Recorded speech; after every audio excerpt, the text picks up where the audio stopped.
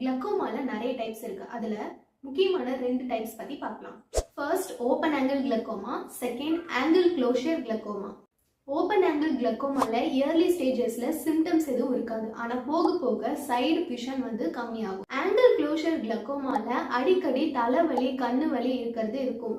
அதே போல vomiting sensation, சடனா பார்வை கம்மியாகிறது, லைட்டை பார்க்கும்போது அது சுற்றி கலர்டு லைட்ஸ் தெரியறது, இது எல்லாமே ஆங்கிள் க்ளோஷர் கிளக்கோமாவுடைய சிம்டம்ஸ். கண் நீரழுத்த நோய் யார் யாருக்கெல்லாம் வரலாம்? பிபி சுகர் கண்ட்ரோலில் இல்லாதவங்களுக்கு, அதே போல் ஹை மயோபியா அப்படின்னு சொல்லுவோம், தூரப்பறவை குறைபாடு அதிகமாக இருக்கிறவங்க, ஸ்டிராய்டு மருந்து கண்டினியூஸாக யூஸ் பண்ணிட்டு இருக்கிறவங்களுக்கு இந்த கிளக்கோமா வர அதிக சான்சஸ் இருக்குது.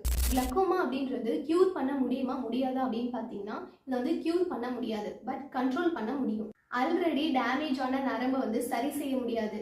ஆனால் இதில் நல்ல விஷயம் என்னென்னா, டேமேஜ் ஆகாத நரம்பு ஐ ட்ராப்ஸ் போட்டு லேசர் சர்ஜரி மூலயமா கிளக்கோமா மூலயமா டேமேஜ் ஆகிற நரம்பை கண்ட்ரோல் பண்ணிக்க முடியும். 40 வயசு ஆகிட்டாலே வருஷத்திற்கு ஒரு முறை ஐ டெஸ்ட் பண்ணிக்கோங்க.